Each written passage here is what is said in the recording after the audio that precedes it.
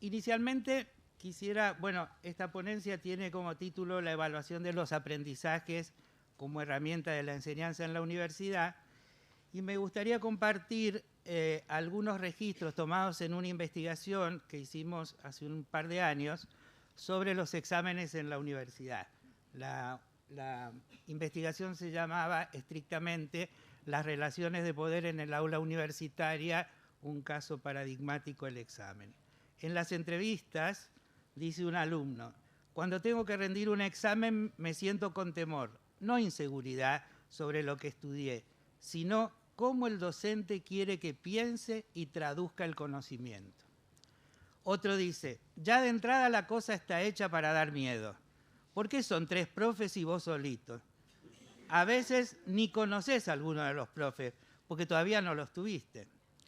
Otro dice, para aprobar un examen lo primero que tenés que hacer es saber cuál es el tema que más le gusta al profesor. Ese lo presentás como tema elegido y ya te ganaste la mitad del examen. Ah, pero mientras esperás para rendir, les vas preguntando a los que salen, che, ¿qué les preguntaron? Y ahí completás, ¿entendiste? Dice otra estudiante, mi hermana, que se recibió de profe de geografía, siempre me dice, estudiás y estudiás para los exámenes y después te olvidás todo. Cuando tenés que ir a las prácticas o a laburar, tenés que volver a estudiar todo de nuevo para poder dar una clase decente. Hace un tiempo una querida colega mexicana me relató una experiencia de cuando inició uno de sus cursos en la Universidad Nacional Autónoma de México y le preguntó a los alumnos qué esperaban del curso. Nadie contestó. ¿Podrían pensar qué esperaban de este curso? Entonces un alumno dice, yo quisiera saber cómo será la evaluación. ¿Hay otros que quisieran saber lo mismo? Todos levantan la mano. La profesora dice, ¿y para qué quisieran saber cómo será la evaluación? Para saber a qué atenerme, dice la alumna que había contestado en primer término. La profesora pregunta, ¿y hay otros que piensen lo mismo? Todos levantan la mano. Entonces, frente a estas cuestiones, empezamos a preguntarnos qué significa que los alumnos vean la evaluación, o sea, ¿cómo ven los alumnos la evaluación? ¿La ven como una herramienta que ayuda a mejorar sus aprendizajes o lo piensan como un sistema de regulación, como un sistema de control, como un sistema de seguimiento, donde además, como decíamos, se juegan relaciones de poder? ¿Qué produce esta cuestión de dispositivos de evaluación como externos al proceso de enseñar y de aprender? Es decir, una cosa es enseñar y aprender y otra cosa es la evaluación, que a veces tiene poco que ver inclusive con lo que se enseña. Y me parece que la respuesta, o una respuesta a estos interrogantes, es no tomar precisamente por separado la enseñanza, el aprendizaje y la evaluación. Y también creo que hay una historia particularmente de la evaluación en la universidad, del examen como forma privilegiada de evaluar en la universidad, que podríamos recorrer rápidamente haciendo una especie de arqueología del examen y viendo que antes de la existencia de la universidad como una institución formadora, ¿cómo se formaban los profesionales? Alguien quería ser médico, por ejemplo, le pedía a un médico que sabía el oficio que le dejara ser su aprendiz, con él iba, trabajaba, hasta que en un momento ese médico decía, ante el gremio de los médicos, bueno, él ya puede ser un médico. No había evaluaciones, no había exámenes, no había clases. Ese era el modelo de formación hasta que la universidad, alrededor del siglo XIII más o menos, una cosita más que, ¿y quiénes enseñaban en la universidad? ¿Quiénes tenían licencia para enseñar en la universidad? Aquellos profesores que lograban que sus alumnos lo siguieran y estuvieran interesados.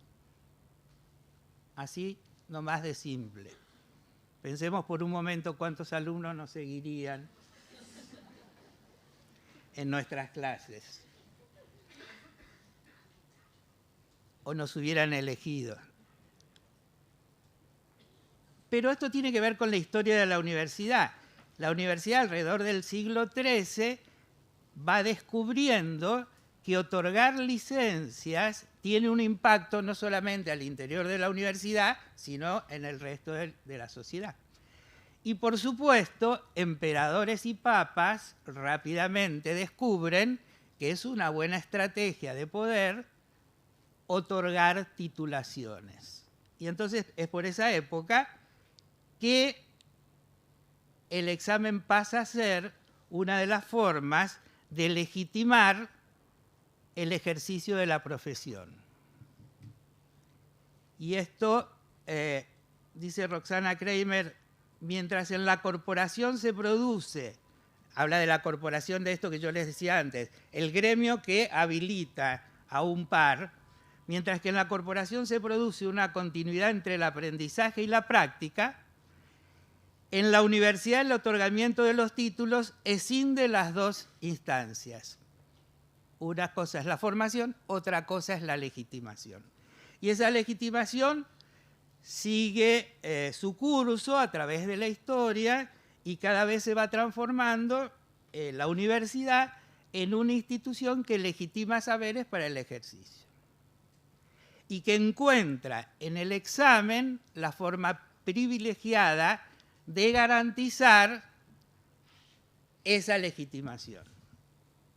Entonces, uno empieza a preguntarse, ¿qué hay de la evaluación como herramienta para la mejora en una práctica social de esas características? Dice Pedro Croce, hasta el siglo XIX, no se puede observar la existencia de una pretensión, está hablando de la universidad, ligada a la búsqueda de la verdad por la verdad. La universidad se había transformado paulatinamente en un espacio de consagración y legitimación a través del cual las ocupaciones emergentes aspiraban a convertirse en profesiones o disciplinas legítimas. Por otro lado, y en este transcurrir, ocurre un hecho histórico y un hecho sociopolítico central, que es la aparición de la escuela. Ahí por el siglo XVII, aquel famoso pedagogo checo Comenio proponía al mundo que la tarea de la educación era enseñar a todos todo. Solo que eso se reinterpreta no como un derecho de todos al acceso de la educación, sino como que todos debían hacer todos lo mismo, del mismo modo, al mismo tiempo, con las mismas tareas. Es decir, esto que mencionaba José de la homogeneización tan característico de la escuela. ¿Y por qué traigo a colación la escuela? Porque en realidad el tránsito de una universidad de élite a la universidad de masas está caracterizado por la adopción del modelo escolar. La universidad se escolariza. Se escolariza, ayer decíamos en una mesa, que lo único que falta es la campana, pero después tiene horarios, una distribución del espacio, un lugar para los profesores, miren a dónde estamos nosotros hoy, que los miramos a todos y los controlamos, o como diría Foucault, hacemos jugar el panóptico. Esa organización escolarizada penetra en la organización escolar. Ahora, ¿de dónde viene? Universitaria. Pero ¿de dónde viene, a su vez, la organización escolar? De la fábrica. Porque es precisamente en la revolución industrial cuando se genera la educación pública para todos.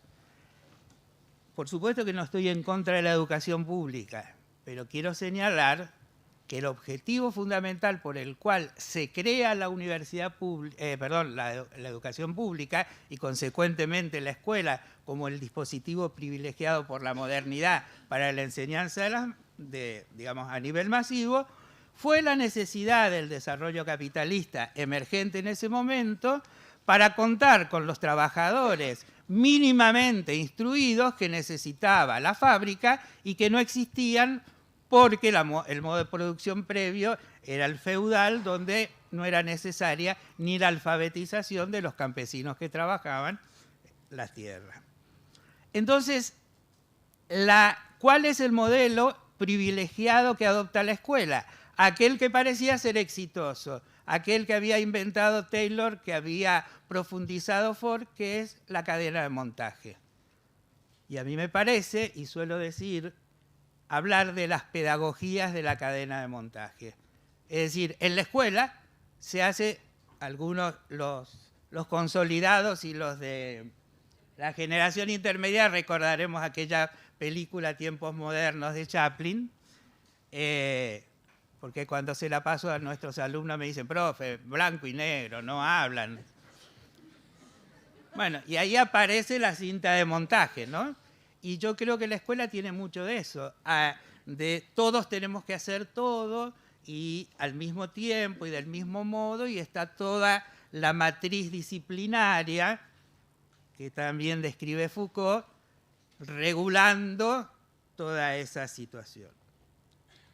Entonces, algunos van a decir que en realidad la escuela no es solamente un espacio de reproducción de saberes, sino también es un espacio de reproducción ideológica.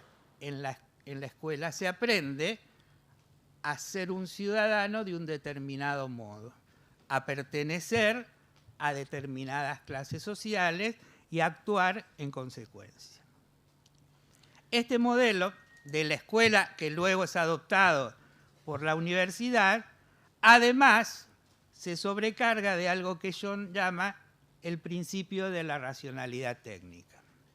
Es decir, John dice, este principio tan utilizado en la universidad para enseñar, para transmitir la formación de los profesionales, se basa en algunas ideas que voy a decir muy rápidamente. Plantea que todos los problemas que presenta la práctica pueden ser fácilmente identificados y con precisión, ¿no? El profesor viene y dice, el problema A es ta, ta, ta, ta, ta, ta, y la solución es ta, ta, ta, ta, ta, ta, ¿no? Esto es un poco. Ustedes saben que los problemas de la práctica nunca vienen tan claros ni tan fáciles de definir, que presentan zonas grises, que presentan situaciones de incertidumbre, etc. Dice John también, otra de las características de la racionalidad técnica es la simplicidad para delimitar problemas, que los hace factibles para ser clasificados. Bueno, recién decíamos acerca de nuestras dudas al respecto. La relación entre problemas y soluciones aparece como lineal, como causal. La posibilidad de clasificar conjuntos y soluciones hace viable establecer patrones de solución. Bueno, es decir, una serie de formas a través de las cuales empieza a generarse la enseñanza en la universidad. Pero, dice John, el problema es que la práctica nos presenta algo que llama zonas indeterminadas de la práctica. Esas zonas grises que generan incertidumbre, dificultad para pensar los problemas, para pensar distintas alternativas frente a un problema, para decidir entre las condiciones y los recursos que podemos tener, etc. Perdón. Bueno, este esquema escolarizado de la escuela, basado en la racionalidad técnica que adopta la universidad, va a tener una contracara que aparecía reflejada en los registros de la investigación, que Perrenou va a llamar el oficio del alumno. Y que ayer Kenbain definía de alguna manera en estas dos categorías de los alumnos estratégicos y de los alumnos superficiales.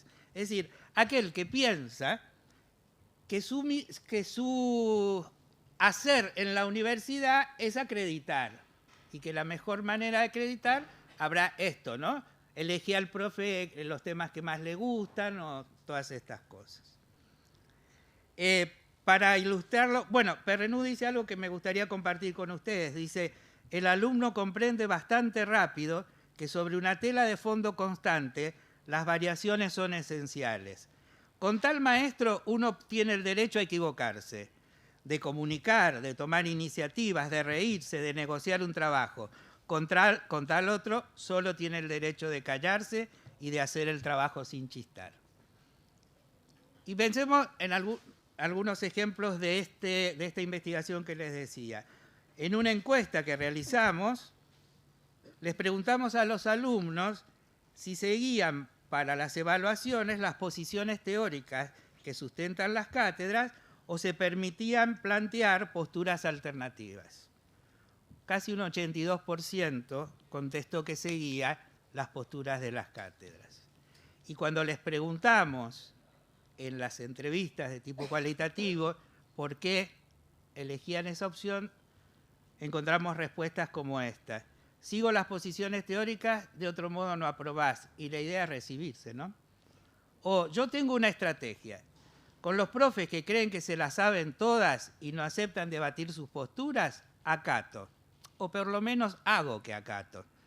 Y cuando hay espacio para el debate, aprovecho para discutir en el buen sentido. Y yo creo que esto nos plantea la pregunta acerca de cómo se relacionan estos sujetos con el conocimiento. Una investigadora chilena, Verónica Edwards, dice que los sujetos se pueden relacionar con el conocimiento estableciendo con él relaciones de interioridad o de exterioridad. Las de interioridad tienen que ver con que el conocimiento los interpela, con que el conocimiento los desafía, con que el conocimiento les provoca ese conflicto cognitivo que los conduce a actuar en función de aprender. O la otra opción, que es cuando se aprenden ciertas reglas para resolver las cuestiones que están planteadas en el sistema. Edwards en una investigación que hace da un ejemplo que tiene que ver con la escuela, pero me parece ilustrativo. La maestra les plantea uno de esos típicos problemas a los chicos donde dice, si tengo 10 bolsas con 10 lápices cada uno, ¿cuántos lápices tengo en total? Y entonces un chico le dice, Mae, ¿este problema es de sumar o de multiplicar? A él no le interesaba aprender. A lo que es más grave es la respuesta, la maestra le contestó, es un problema de multiplicar. Como bien sabemos, la multiplicación es una suma abreviada y se puede resolver de dos maneras, con la suma o con la multiplicación. Esto hubiera tenido que ver con la interpelación, con producir ese conflicto cognitivo. El decirle es de tal manera que conduce a que el sujeto establezca con el conocimiento una relación de exterioridad. Aprende el cálculo porque necesita resolver el problema. ¿Y qué decían en relación con esto los profesores universitarios con los que también, a quienes también entrevistamos? Una de ellas decía, yo siempre les digo a los alumnos, no estudien para aprobar, estudien para saber. Pero la mayoría, ¿viste? Lo que quiere es tumbar la materia, como dicen ellos. Y entonces les preguntamos, ¿y vos cómo intentás que lo que les enseñás les resulte atractivo? Y no es fácil, trato de traerle buenos ejemplos, elegir textos interesantes, pero, ¿viste? No les gusta leer. Es la época de tanta computadora, celular, cero lectura, perdón. ¿Y cómo son tus clases? ¿Cómo las organizás? Y en general el martes damos los teóricos, el viernes los prácticos, entonces los martes yo desarrollo el tema y después el jefe de trabajos prácticos hace leer un texto. Si los docentes nos posicionamos en una experiencia, además, fundamentalmente basada en la retórica, es decir, partimos del supuesto que porque yo hablo ustedes aprenden, es difícil que los sujetos puedan construir relaciones de interioridad con el conocimiento, porque las relaciones de interioridad se construyen en el diálogo. O como dice Bakhtin, en un diálogo inacabado, en un diálogo donde cada voz suma nuevos pensamientos que van modificando conceptos, ideas, etc. Pero ante esto nos preguntamos, por ejemplo, de nuevo, a partir de lo que los alumnos nos dicen en las entrevistas, uno dice, yo estudio para el examen, los temas señalados y punto. ¿Y el resto de los temas no te interesa saberlo? Mira, todo lo que aprendés para el examen es para eso, para el examen. Otro dice, para mí el examen es un trámite necesario. De alguna manera los profes tienen que saber si vos sabés. Si no, ¿cómo te van a calificar? Después la cuestión es cómo te formás vos, eso es otra cosa. De seguir estudiando, de perfeccionarte. Entonces les preguntamos, eran alumnos de trabajo social que tienen un fuerte esto, ¿no? Eran de distintas carreras, pero en este caso. Y entonces me dice, y bueno, después cuando vas a las prácticas, no sé, al barrio o a las instituciones, ¿qué pasa? Ah, ese es otro tema, ahí tenés que improvisar, tenés que resolver, no te sirven las recetas. Entonces la pregunta es, ¿qué tiene que ver el dispositivo evaluativo con el aprendizaje? Y vamos bien, ¿no? Ah, un minuto, bueno, fenómeno. Entonces ahora voy a decir la verdad revelada en un minuto. Me dan 3 para decir la verdad revelada, ¿no? Yo creo que hay un modelo dominante en la enseñanza universitaria que está caracterizado por varias cuestiones que voy a decir rápidamente. Lo que decía recién, la enseñanza sustentada en la retórica, el docente colocado en el lugar del concesionario autorizado de la verdad, la falta de significación de los conocimientos, la tensión no siempre bien resuelta entre teoría y práctica, la fragmentación del conocimiento académico. Esto es algo muy grave, porque cuando docentes creen que lo que ellos aportan es una parcela autónoma y autosuficiente del aprendizaje, y los alumnos lo perciben así y lo relacionan con la evaluación, se aprenden pedazos. Pero después decimos, ¿por qué no integran? Y porque nosotros no integramos, para empezar.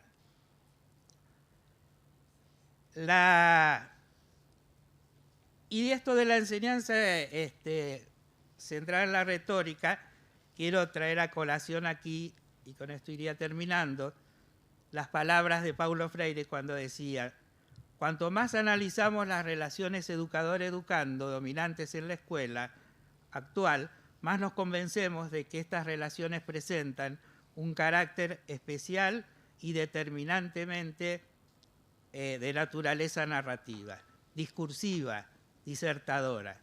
Narración de contenidos que por ello mismo tienden a petrificarse o a transformarse en algo inerme, sean estos valores o dimensiones empíricas de la realidad. Narración o disertación que implica un sujeto, el que narra, y un objeto paciente, oyente, los educandos.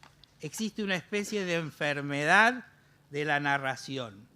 La tónica de la educación es preponderantemente esta: narrar, siempre narrar. Bueno, cumplí con el...